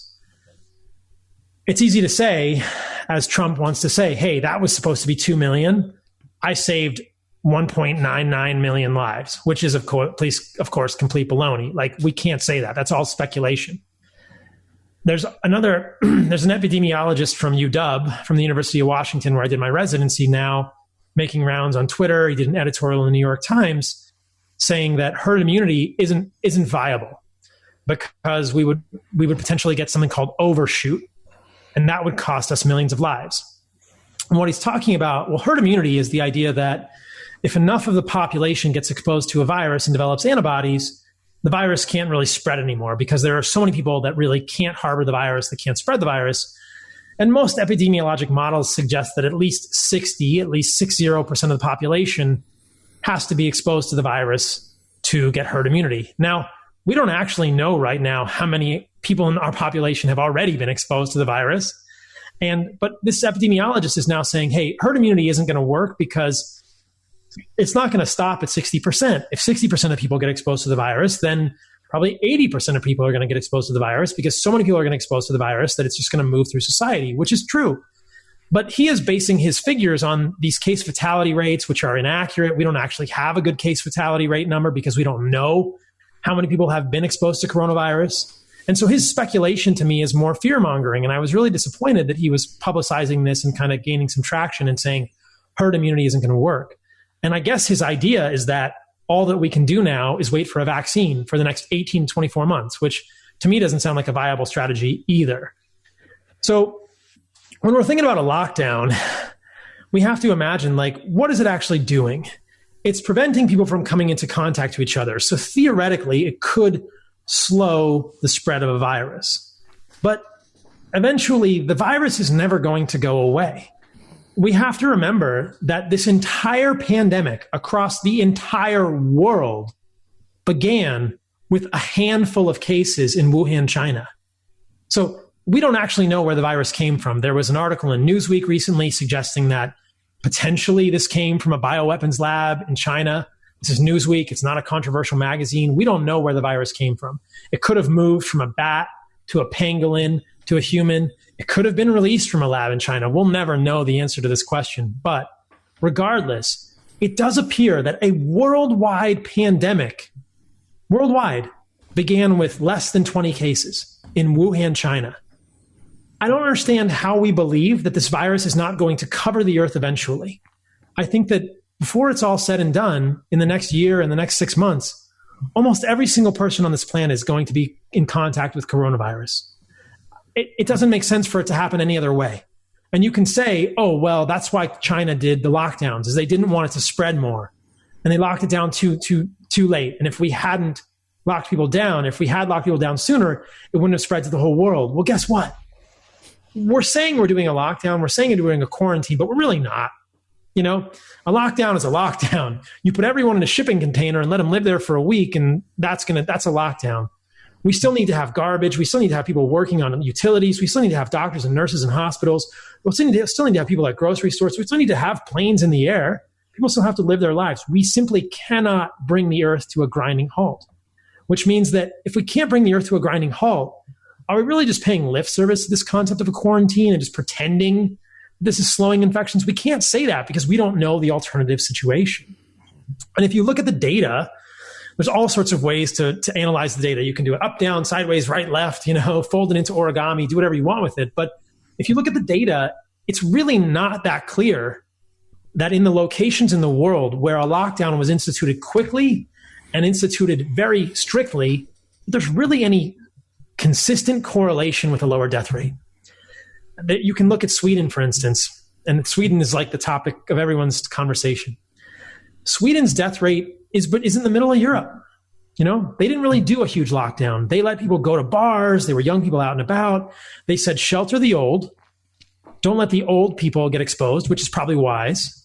But let's all go about our lives and be reasonable. We're not going to walk around sneezing on each other. I'm not going to lick my hand and lick every doorknob. And if you want to walk 6 feet from people, that's fine. Do that. But let's not shut down the economy. Let's not do a full lockdown. And their death rate is not astronomical. It's on the order of the United States. It's actually significantly better than 7 of the hardest hit states in the US where lockdowns were swift and draconian. It's better than about half of Europe. And it's worse than about part of Europe. People say, oh, Sweden is twice the death rate of Finland. Well, Finland is a much more northern country, or at least the majority of Finland is north of Sweden, and it's a much less populated country. The majority of the deaths in Sweden are in Stockholm. So again, it's so tricky to compare these, and everybody wants to pretend that they know what's going on or that they can say the lockdown worked because XYZ. But there's really no correlation that I've been able to see in any of the analysis that I've looked at between the swiftness or the severity of a lockdown and case fatality rates across the board. It's all over the place. You can see places where there was no lockdown and they didn't really have bad outcomes. And you can see places where there was a swift lockdown and they had really bad outcomes. Iceland is another model that we can look at. Iceland has a pretty small population, but it's an island. And you could say, well, it's not a very clustered island, but Iceland has tested a lot more of the population. On April 21st, they tested 12 to 13% of the population, which is massively more than anywhere else in the world. And per that 12%, based on those numbers, they had a much higher infection rate than we do in the US, but they had a much lower death rate too. So why is that? They didn't really do a lockdown in Iceland. I think that the data, the more you crunch the data, the more that I look at the data, and of course I'm open to everyone's interpretation of this, I don't see a pattern between lockdowns and quarantine and death rates. what I see is a pattern between the overall metabolic health of a country and death rates. And to me, we're all going to get exposed, just like most of us are exposed to the flu, just like most of us are exposed to the common cold. And so this epidemiologist at UW is saying, we can't do herd immunity. And I'm saying, you're going to get herd immunity whether you like it or not. That's the only way forward. We're not going to have a vaccine in 18 months. We'll probably have a vaccine in 2 years, maybe, but maybe we'll have a vaccine in 18 months, but it's not going to be in 6 months. I mean, Trump is saying by the end of 2020, that's complete. I don't know. He's just talking out his ass right now. Like, we're never going to have a vaccine by the end of 2020. So, like, if you look at the data, it's just not clear that lockdowns are changing anything other. This is the point of a lockdown, to prevent healthcare system overwhelm. And if you are not overwhelming the healthcare system, I have struggled to find any other benefit of a lockdown, because most of us are going to get exposed. And there is a possibility that that's the best thing. That if you're going to get exposed to coronavirus, you want to get exposed casually. This is one situation where casual exposure is a good thing. You want to get exposed casually. You don't want to get a big inoculum. You don't want to get exposed in a hospital. You want to get exposed at a grocery store and get a small amount of virus that's going to just tickle your immune system and maybe generate some antibodies. And again, this is hard to kind of quantify, but that's how it usually works. That's how these viruses move around. You don't want to get a big exposure and, letting kids go back to school. Kids may or may not be transmission vectors. Like, this is all very delicate. To say that the lockdown worked is just, in my opinion, complete conjecture. Did I answer your question? That's kind of a complicated one. No, I think that was awesome. I wonder, this is a crazy proposal, and obviously nothing like this would happen. But imagine if it did. Imagine if they just quarantined us from junk food. Then it would be a question on what's junk food and what's not. And I kind of understand that battle. And a lot of the companies that sell candy and sell Frankenfoods and stuff like that would be upset. But maybe that would have been the best bet. Hey, we need to be healthier because America is so fat and we were so metabolically messed up. Everyone has to work out at the same time every morning, and and we're dishing out these foods only. Like, these are the only foods you can get. You can't get junk food at this time. Can you imagine what would happen? There would be riots in the street, but I think that's the data supports that. As much as the data supports any of the models of coronavirus that were used to generate a lockdown or a quarantine, the data very clearly supports that metabolic unhealth is a huge risk factor for coronavirus. So that's brilliant, Mark. Mark Belfort wasn't president. I wonder if that was a factor, in when they started having discussions, if they said, okay, look, these other countries are getting it, but we're one of the most unhealthy countries that there is, and we better protect the people from themselves at this point. Maybe that was, maybe that was something that was factored in there. But we kept the liquor stores open. Right. And I think we talked about this on the podcast that you and I did together a few days ago. Junk food sales are up. Cereal sales are up. All the processed food sales are up. Andrew? I like Lucky Charms. I'm sorry. I can't help it. Alcohol sales are up too, right?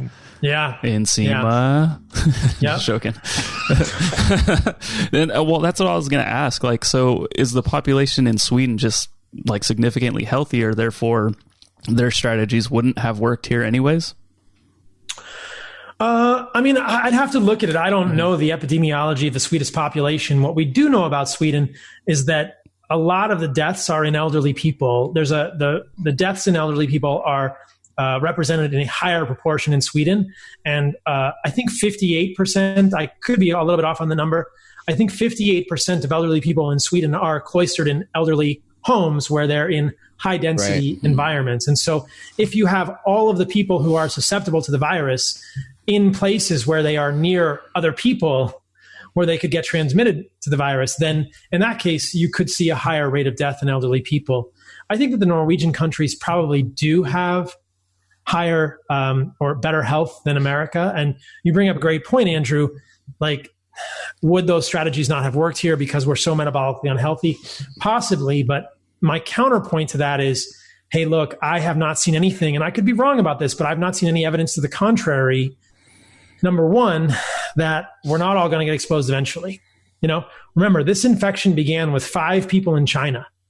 If there are 5 people left in the US with this infection after the quarantine, why couldn't it just happen all over again, right? Yeah. Are you telling me that after the quarantine, there's going to be 0 cases of SARS-CoV-2 left on this planet? At some point in the next 2 months, we're going to have to open the planet. People are going to be traveling again, just like they were before. And so this began with 5 cases in China. There's going to be 5 cases left. In fact, there's probably going to be 10x that, or 50x that, or 100x that, or 1,000x that left in the world at that point. And we're going to open up and everybody's going to start traveling. Like, it's just inescapable. My point is not that we should continue the lockdown. My point is that it's inescapable that this virus is going to move through the population. Therefore, those who are susceptible will have to deal with it. And how do we become strong in the face of a virus? Well, we think about our immune system: sleep, exercise, diet, period. And it's not about hiding from it, because I just don't think we'll be able to. Yeah, the lockdown, negligible if it is, everyone's like, oh, let's flatten the curve, blah, blah, blah. But it's definitely causing a lot of other issues. And the more recent one that I've seen was like on the news, they're saying like a possibility of like a meat shortage. Are you concerned about that right now? I got a bow, bro. I figured you're probably, but I'm just wondering. But I do think so. I mean, people are talking about the meat shortage more and more. And I think, this is why farms like White Oak, Belcampo. This is why you started to eat carbs. Right. It's why I know how to fast. I'll be fine. If there's a meat shortage, I'll just go out. I mean, I'm going to Texas anyway. I'm moving to Texas at the end of this month. I'm sure there's some deer out there I can eat. I can eat deer and honey all day long. I'll go hunt some elk. We'll take out the bow. I was just shooting the bow yesterday. I'm getting ready for the meat shortage. And I'll just comment on that one thing you said. Again, to Nsima's question, we can't actually say that the quarantine has flattened the curve. It's possible. Mm-hmm. But again, what is the point of flattening the curve? The point of flattening the curve is to not let the healthcare system get overwhelmed. Once your healthcare system capacity has not been exceeded, you don't want to keep flattening the curve beyond that. Sweden's ICUs were never more than half full. They never got close to being overwhelmed. I did a podcast on my podcast with Kirk Parsley, and he made this very good point that if you look at the flattening the curve graph, it has a steep curve which goes across the dotted line, which is the theoretical ceiling of the healthcare system, and you have a more flat line, or you have a more gradual slope, which is the flattened curve. Well, the whole reason you're flattening the curve is to not break the healthcare ceiling. But you want to get that line as close to the healthcare ceiling as you can, because the area under both of those curves representing the total number of infections is the same. And if you go too slowly, you're just going to draw this out forever. Mm-hmm. So there is a possibility that if you flatten the curve too much, you're just delaying herd immunity, which is what we're all going to get eventually. And as you're saying, there are many ramifications to flattening the curve. There's economic implications, which are catastrophic at this point, or hopefully not, but 30 million people unemployed. Like, we're not even doing the math. We're not weighing this, right? Like, it's crazy. 30 million people unemployed. What is the cost of that monetarily in terms of lives? And then if people can't work, what if the food system, what if the food systems are not available? Then we're going to lose a lot more lives and a lot more people are going to suffer. So yeah, I think that there's a potential that you can flatten the curve too much. And, there are lots of people who are zealots. They're flattening the curve zealots now, who just want to keep it locked down forever. And I'm thinking, I don't understand that. That's a horrible idea.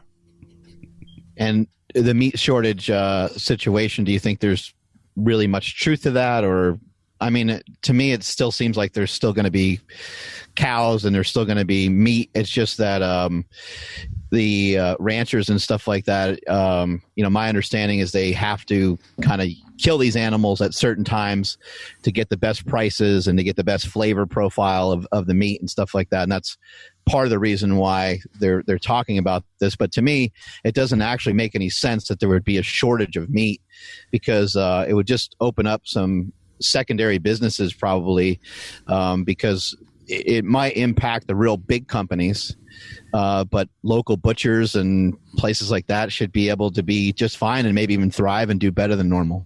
I would hope so. I hope that it would allow the small farmers to do great. Now, the tricky part will be that the small farmers have to get their cows to slaughterhouses, and if the slaughterhouses are controlled by the big agribusiness companies, Tyson, et cetera, it could be challenging. But I think it's more of a supply chain issue. There's the same number of cows. It's just the supply chain. And again, I think that if push comes to shove and we get anywhere close to that, we're going to have to say, hey, we can't have a shortage of food. Like, we need people to eat. And right. In that case, it's very clear that the lockdown and the quarantines are really not worth it, that the cure is worse than the disease. But so much of the speculation there, I mean, I just saw someone on Twitter post an article today saying the number of the number of lives that could be lost by reopening the economy. And it's just like, those kind of articles just make me so frustrated. I think, like, you just don't know that. Like, everyone is just living in fear and speculating about how many lives will be lost. People continue to say we're going to lose millions of lives if we reopen the economy. And it's like, well, we're going to lose millions of lives if we don't reopen the economy. And those projections, whether it's the epidemiologists at UW or the projections that millions of people are going to lose their lives, it's all based on numbers that are probably very inaccurate. And it's really become divided now. There's two groups of people here saying, hey, look, the numbers are inaccurate, we need to reopen. And other people saying, we're going to lose millions of people, we can't reopen. And the second group, I'm just kind of like, I don't understand it. Like, what do you want to do? Like, what are our options? Are we just going to stay in our homes for the next 12 months? I don't get it. You mentioned how this is one of those viruses that probably a majority of the population, if not all the population, is going to get at a certain point. There are some people that have mentioned treating this like a chickenpox party, where people go someplace and they just contract a little bit of it. We had a guy, Dr. Batar, who was like, I actually want to try and get it early. And then you mentioned just getting it casually in a grocery store if you were going to get it. Now, do you think there is any type of validity into purposefully trying to contract it early on? Or do you think just do what you can, you get it, and keep moving on? I think you just get it in your normal life. I don't think we need to go to chickenpox party level.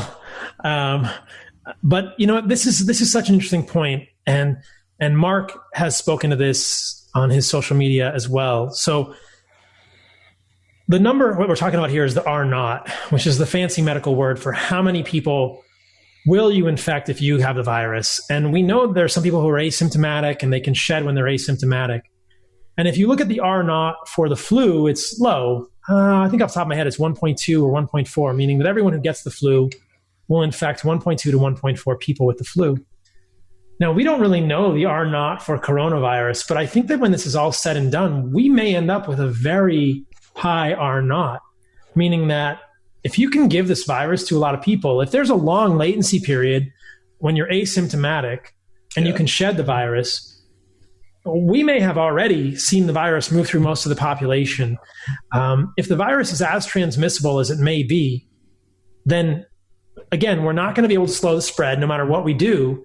And, we're all going to get exposed normally, and we don't need to force that. But there's a potential that the R naught for this virus is even higher than we're expecting now. It could be 3 to 5 or more. The high end of R naught in terms of infectious disease is pertussis, which is 16 to 18. And it probably isn't that high. But if the R naught for coronavirus is 5 or 6 or 10, it could be much more prevalent than we believe. And it could have expanded very far already, especially because it's asymptomatic. Mm-hmm. I heard a guy on Joe Rogan the other day, John Carr, talking about this and saying the bad part about this virus is that it's spread when it's asymptomatic. And I thought, that's not really the bad part of the virus. That's just the normal part of the virus. It may be a good part of the virus that it spreads like that and that it spreads quickly. I think that it means that it's going to move through the population. It doesn't make it more lethal because it spreads when you're asymptomatic. I think that the majority of the time with these respiratory viruses, regardless of the R naught, they move through a lot of the population. The flu has an R naught of 1.2 to 1.4, and the CDC estimates that it infects 35 to 55 million people in the US every year. 35 to 55 million at an R naught of 1.2 or 1.4. If the R naught of coronavirus is 5 times that, we've already infected the entire US population or thereabouts, right? Mm-hmm. If the R naught of coronavirus is 3, then we're looking at 150 million people getting infected, or 90 or 100 million people getting, these are huge numbers, right? We think about the number of people that get in contact with the flu every year, and we say, oh, coronavirus is probably more transmissible when you're asymptomatic, but is the transmission when you're asymptomatic as severe? Like we're saying, does the viral load matter? If you get exposed to coronavirus from someone that's asymptomatic, does that affect the severity of the course of your illness? Possibly. It makes it easier. Maybe. We don't know. But there's a very real possibility that it's okay that the virus transmits when it's asymptomatic. And I'll just mention this, and then I'll stop my rant. But if you look at these contagions, these inoculums that we know of, the Diamond Princess, the USS Theodore Roosevelt, Cook County Jail, they're very interesting. So Cook County Jail has 4,500 people in it. It's a jail, right? Everyone lives in a house. It's the biggest fraternity house ever in the worst way. If the R naught of the virus is 3 to 5 or more, everyone is touching surfaces. Everyone is moving around. If someone in a fraternity house gets the flu, probably most people in the fraternity house get the flu. If somebody in a fraternity house gets the coronavirus, probably the majority of them get exposed. And we see the same thing with the Diamond Princess and the USS Theodore Roosevelt, which is a cruise ship and an aircraft carrier.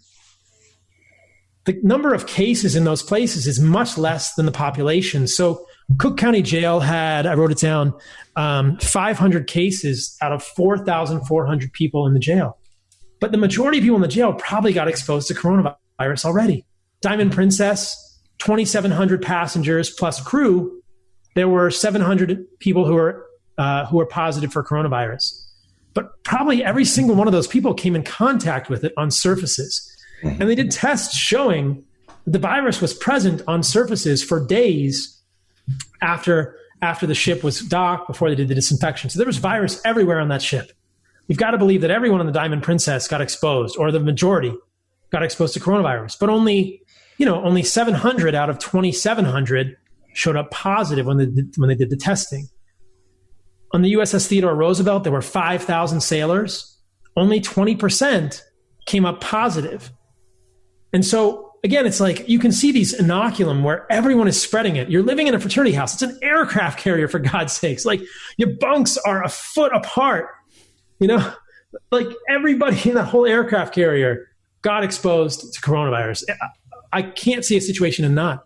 But only 20% were positive. And of that 20%, only 40% were symptomatic.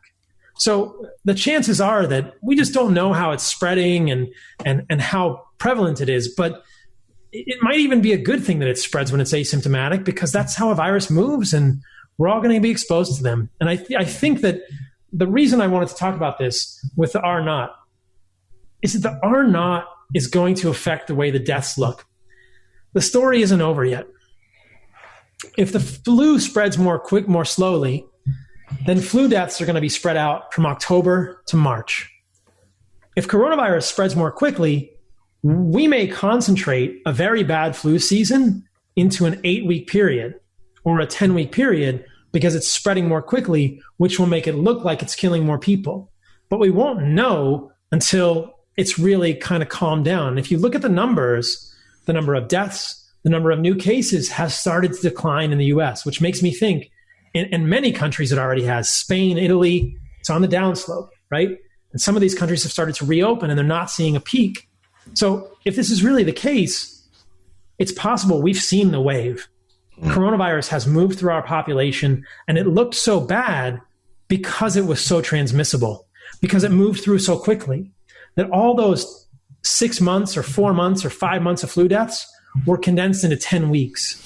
Does that make sense? Yeah, absolutely. I haven't been sick in years, with the exception of getting sick in January, and I kind of think I may have already gotten it. I just got sick for a real short period of time. It was a good 48 hour kind of ass kicker. And it was strange. I remember waking up, on the third day and being like, oh, that's weird. Like, whatever I had's gone. I don't recall that ever happening to me before. So I remember it kind of just being a strange feeling of like my lungs were clear, my nose was clear, and everything. It just kind of like disappeared. But I think a massive part of our population has already had it. And what I'm hoping is, I hope that more information gets out, and I hope that whenever we hear coronavirus, I hope people are a little bit less scared. Still, take the necessary precautions as you think are necessary. But I think that a lot of times when we hear more people contracted the coronavirus, I think that makes a lot of people's heart flutter a little bit. It gives them a little bit of anxiety. And I'm hoping that over a period of time, that bothers people a lot less because we have facts that we can match up to it and say, okay, listen, it is killing people. It has killed people, but so do a lot of illnesses. So do a lot of viruses, things like that. Even now, the way we're trending, it's on the same order of magnitude as, the flu. It's not to say that it's the flu. And to be fair, it's killed more people in a shorter amount of time than a regular flu virus. But it's not an order of magnitude more deadly, right? You look at the case fatality rates in Germany, they're between 0.3, 0.4. It's on the same order of magnitude, meaning that every multiplier of 10 is an order of magnitude, right? You have 1, and then an order of magnitude greater than 1 is 10. An order of magnitude greater than 10 is 100, etc. So if the coronavirus were an order of magnitude more deadly than the flu, we would say, wow, it's 10 times more deadly than the flu. But right now, it's really kind of the same order of magnitude as the flu. Now, I won't debate that it looks differently. And this is where I think most people get so confused. It seems to be killing people more quickly or in a shorter amount of time. But as I said, we don't really have the story fully written yet. We're going to have to see how it's going to probably take another 6 to 8 weeks before we really have the beginnings of a horizon, at least in terms of our perspective. But my thinking is that we may see that this is a virus that has a similar lethality to the flu, but spreads a lot more quickly. So it compressed a whole season into 2 months, or a whole season into 2.5 or 3 months. And as I talked about in my podcast with Kirk Parsley, we really won't know until we see the next flu season or the next coronavirus season, because it's possible that the majority of the people, and this isn't to sound crass, but it's possible that the majority of people who would have died from respiratory illness of one kind or another this year are losing their lives to coronavirus, which means that over the rest of the year, we may see less lives lost from respiratory illness. We may see less of that sort of frail part of the population losing their lives because they've died during this pandemic. And in that case, we say, okay, like, no death is good. It's all tragic. It's all stories. It's all someone's mother or brother or family. But from a population epidemiology level, things start to look a little differently. And we realize that every year there is a virus of some sort that does this. And this year we happen to have coronavirus and the flu. But in past years, when there's been a very bad flu season or a double flu season, the next flu season isn't that bad. Because a lot of the people that were susceptible probably, went to the big barbecue in the sky on the previous year. Does that make sense? Mm-hmm. Yeah. It makes perfect sense. And it's not to invalidate death. I know that it's a story of everyone's life, but it's just looking at populations and how viruses move through the population, how illness affects us as a population. I mean, one of the inevitable things in life is that we will all die. So we're all going to get there eventually. It's the inevitable outcome for all of us. And I think it helps us frame it because, as you're saying, Mark, I don't think the hysteria and the fear is productive. And so much of what I see in the media is a hysteria message, a fear message. And it's one fear message after another. And the first fear message was millions are going to die. And then when millions didn't look like they were going to die, the second fear message was, everyone's going to get it, or millions could die. Mm-hmm. And then the third fear message was, we don't even know if you're going to be immune to this virus if you get it, which doesn't seem to be the case. It seems that that did not sit well with me from the beginning. The reports of that concern from South Korea were based on false positives from RT-PCR studies. So everything we know about immunity is that if the virus doesn't mutate, you will be immune to it. That's how human immune systems work. So that was the next fear-based messaging from the media. And I fear that the next incarnation of fear-based media will be, this overshooting of herd immunity, and that, we can't do that. And then another incarnation of the fear-based messaging from the media was that young, healthy people are dying from coronavirus. What is more scary than that? Young, healthy, then no one is immune. Everyone is susceptible. And I use the term immune loosely in that sentence. But if young, healthy people can die from coronavirus, everyone could die. And that induces panic. Yeah. And there may be some anomalies out there, but when you look at the numbers, overwhelmingly, the people that are dying from coronavirus are elderly, poor nutrition, and metabolically unwell. So for the media to present this case, young, healthy people are dying from coronavirus, you're not safe, is so misleading. And many of the people who the media is presenting as young and healthy, like Boris Johnson, the Prime Minister of England, are overweight and they have insulin resistance. I mean, this is not fat shaming. This is just the reality. So it speaks to so many levels of our conceptualization of what healthy really is. Yeah, and they try to scare us with what's going to happen with the economy. And then now they're trying to scare us with food. I think water and energy are the only two things left. You know, those will be the next things they try to make us panic over. Hey, it was so good to have you on the show. Why are you moving to Texas? What's going on down in Texas? I got all kinds of exciting things happening. Trying to get that tax break. I'm trying to get that tax break. So I don't know when this podcast is coming out. I can't quite talk about it just yet. I got some exciting projects. Man. I got some exciting projects. Not even to us. What's that? Not even to us. Like, we're your boys. Like, we made you famous, bro. All right. So you guys know I'm super excited about nose to tail eating. I'm building a business that I'm going to launch in Texas. And it's going to be a business that is going to do desiccated organ supplements. So we're going to we're going to do organ. We're going to make the organ pills convenient for people because, you know, nose to tail is my heart and soul. The name of the company is Heart and Soil. And the goal, we're going to start with New Zealand farms, the best farms we can find in New Zealand to do regeneratively raised agriculture and to do the pills. And then we're going to move to a US-based supply chain for these desiccated organ supplements. And that is going to launch in, I believe, mid-June. So people can stay. Why aren't you getting it made in China? Right? Like, I think they got lots of organs in China. Yeah. Dude, that's awesome. Congratulations. Yeah. That is so cool. Yeah, that is.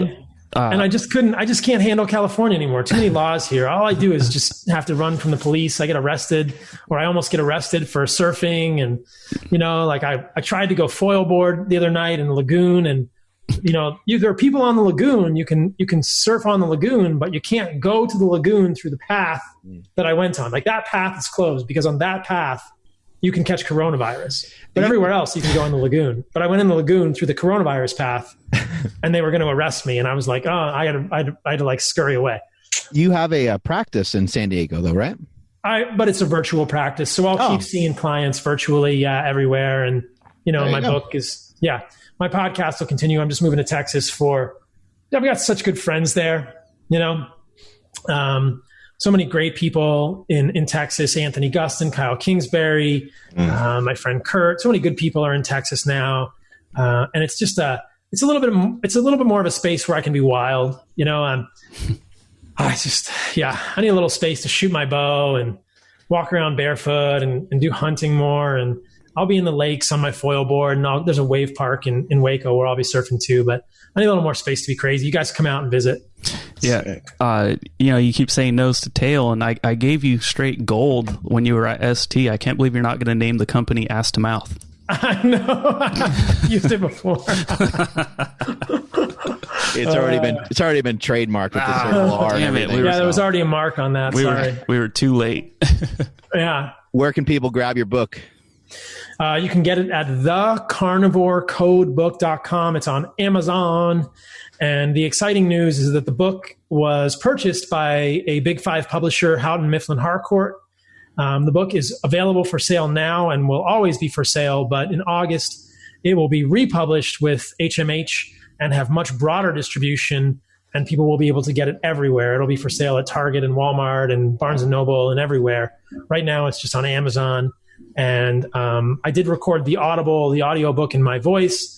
The Audible may be down from Amazon right now. We're trying to get it back up, but there's an ebook and an audio and a print copy. Yeah, the Carnivore Code. Check it out. Sick. Awesome, man. Thanks for your time. Appreciate it. Where can people find you? At Carnivore MD everywhere. So my website is carnivoremd.com and at Carnivore MD on all the socials. I'm following in Mark Bell's footsteps, and I also have a race to 0 followers because I love that so much, and I think that we should be truthful and authentic. And mine isn't going that well either, But every day I lose some people, so I still have hope. Awesome, man. Have a great rest of your day. Thanks a lot, man. Love you guys. I'll talk to you soon. Peace. See ya. See ya. The salad man. Yeah, that didn't suck, right? Nah. The more people we talk to, it just seems like my fear now with the lockdown and everything is we're just prolonging the time between you and I get it, between your neighbors getting it, and so on, until the next flu season comes around. You know what I mean? Like let's get it all taken care of right now, and then hopefully get rid of it, and then next year we'll see what comes. But that's my concern right now, is let's just rip this off like a Band-Aid. He said something really interesting that no other guest has really touched on that we've had on. And because of the speed of the spread, right, there's going to be a lot of concentrated deaths. And then it's almost like it's going to hit a lot of the population, kill a lot of people, fizzle out. And by the end of the year, it might have not killed as many people as the flu does. You know what I mean? I haven't heard anybody really mention that about it before. So that's really, it's a really interesting thing to think about.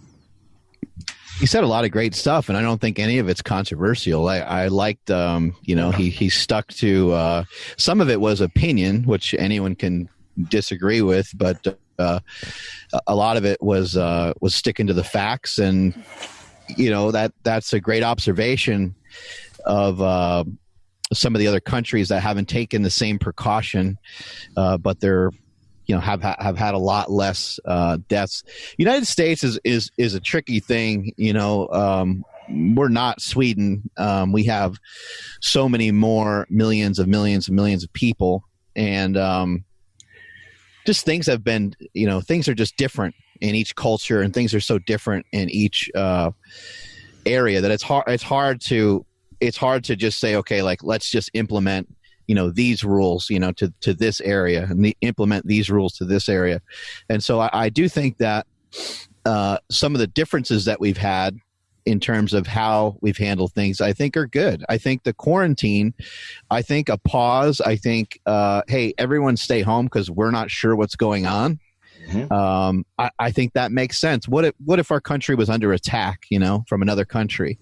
And imagine if, there was missiles to Virginia, and there was missiles to Texas, and there was missiles to, there was kind of fighting going on in a bunch of different areas, or being attacked internally by terrorism or something like that. It was happening sporadically, and it would be logical for someone to say, hey, you know what? Everyone just stay home, because we don't know what's going on at the moment. We're not sure what in the hell this is. I think this case is no different, but I think everybody is in agreement at this point, or it seems like a lot of people are in agreement at this point.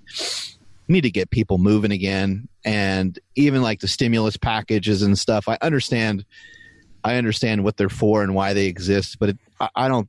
In my opinion, it's never a great idea to give people something for nothing, and some people might say, well, it's not for nothing. It's because we're out of work. But I just don't think if you line that up if you line that up with history of giving people something for nothing, it doesn't usually help. I know my own experience.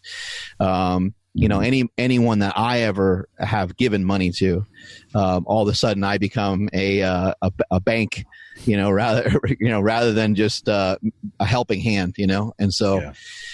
I think a lot of times when people get something for nothing, it kind of can condition them to let their guard down and I got this $1,200, I'm going to kind of chill. Not that you can do much with $1,200, but I think it's time for everyone to build their, keep their mind strong and just get ready, get ready to get back to work and get ready to find a job. If you lost your job, all we can do now is try to solve the problems that we have ahead of us right now. Yeah. And like I said, a while ago, kind of what Paul was saying too about the deaths, it sped things up. It just did it at an uncomfortable rate. What he was saying about the people's respiratory issues, they were probably going to die this year anyways. It sucks to say that, but when they contracted the virus, it just happened a lot sooner, and there's no way to comfortably say that, or to, say it, in a way that doesn't hurt, but again, it sped things up at an uncomfortable rate. And I think, just like ripping the Band-Aid off and let's just get over with, get it all over and done with. And let's get back to moving around and get back to work. Dude, I got to say congratulations to both you guys and to everybody that's on this show and everybody that supports this show, because Paul moving to Texas and starting his own supplement company is due in large part to this podcast. I mean, that's powerful. Like, that gives me goosebumps. That's so exciting. Like, it's legit. This is not made up. And I'm not saying that he couldn't have done it without us. Certainly not saying that at all.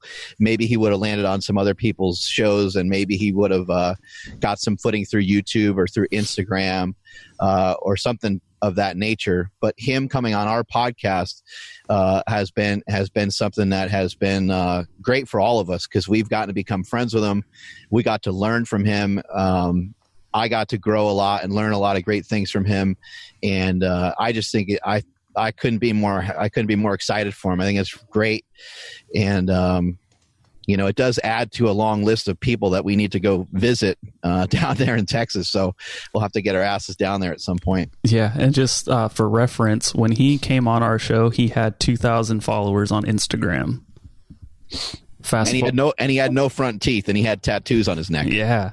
So I mean, look at him now, transformed bro. him. Fast forward, and he's even eating carbs now. You're welcome. It's the opposite of Joe Exotic. Joe Exotic takes people in and he ruins them. We turn them into better people, I guess. Yep. Savages. Yeah, he's doing jiu-jitsu. He's surfing. He can move around all weird. I don't know if you guys ever seen some of his stretching and movement and stuff that he can do. It's pretty He was cool. like an animal. Yeah. The animal movements, right? Mm-hmm. And it's crazy about his book, too. It's about to be like in all those major bookstores. That's fucking awesome. So, yeah, he's killing it. Huge. Yep. All right, guys. What did you guys got going on for today? Nsima basically has me prepped and ready to go for the CrossFit Games. He sent me a workout yesterday. I did it this morning, and it crushed me. Armpit hair. That's okay. You're a man. You can have armpit hair. But yeah, my workout was awesome, dude. Thank you for that. He had me doing some dumbbell presses, some push-ups with rows in there. Those are really hard to do, and they were probably the hardest part of the whole workout. Some bunch of pull-ups, shoulder presses, curls. Yeah, you don't want to ask people that professionally help people with online coaching that program for people. It's not, you're better off asking like your lazy buddy who's going to be like, yeah, man, do like a couple sets of curls and do some overhead presses and that'll be good. And then tomorrow, do some rows and do some push-ups and that'll be good. But anybody that's like Nsima, like whenever I've asked for help from like Jesse Burdick or somebody like that, it's like, it's a death trap every time. It's like, why did I should know better than this. I shouldn't ask. But it is nice to have them give you a workout that works you, because if it's left to you, you're going to be kind of lazy about it, right? Yeah, and it is funny because he put like the reps 12 to 15. You didn't really have to put the dash 15 because I'm going to hit that 12 and then move on.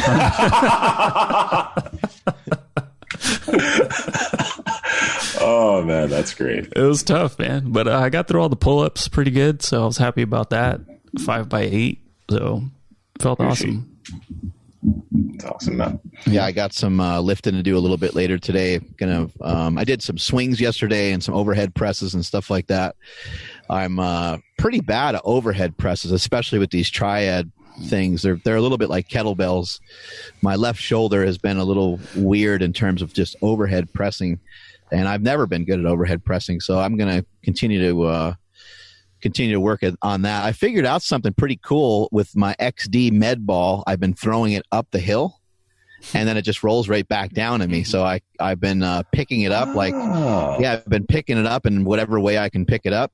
Sometimes I'll pick it up kind of like with a wide stance and kind of like deadlift it, or sometimes I'll kind of intentionally, because it's not heavy, I'll kind of pick it up to the side and then I just chuck it whatever way I want to. I might bale it like it's a big old thing of hay or something like that, or I might throw it backwards over my head.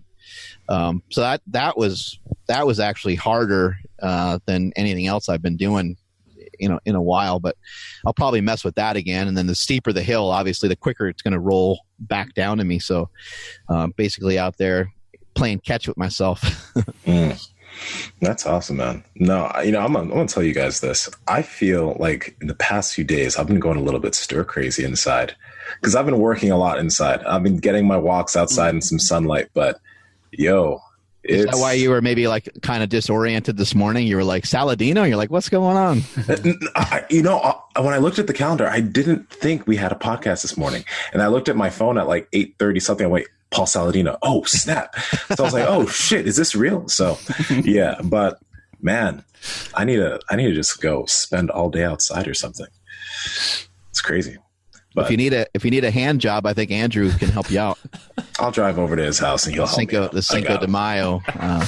I'm sure we could still maintain 6 feet apart, and I can still accomplish that. Oh god, that's fucking great. They say 6 feet or 6 inches. Huh. I can't wait to lift today, though. I can't wait to lift today. Oh man. Well, you guys can always come back up here. Maybe we should arrange that. Maybe we should have you guys come back up for a day or two. Hit up some more podcasting and some more lifting. Go hit up those stairs again. Ooh. Oh Jesus Christ! Whoa. They're back open. They opened it back up. So that's cool. I couldn't go down there for a few days, but I'm going to go down there today and off myself. That's great. All right, guys. Well, Andrew, take us on out of here, buddy. Thank you, everybody, for checking out today's episode. Thank you to Piedmontese Beef for sponsoring this podcast. We were talking about the meat shortage a little bit. So if you're concerned like I am, head over to Piedmontese.com and put in an order ASAPO. Please follow the podcast at Mark Bell's Power Project on Instagram, at Mark Bell's Power, or at MB Power Project on TikTok and Twitter. My Instagram is at I am Andrew Z. Nsima, where you be? At Nsima Inyang on Instagram and YouTube, at Nsima Inyang on TikTok and Twitter. Mark? I'm at Mark Smelly Bell. Strength is never a weakness. Weakness never a strength. Catch y'all later.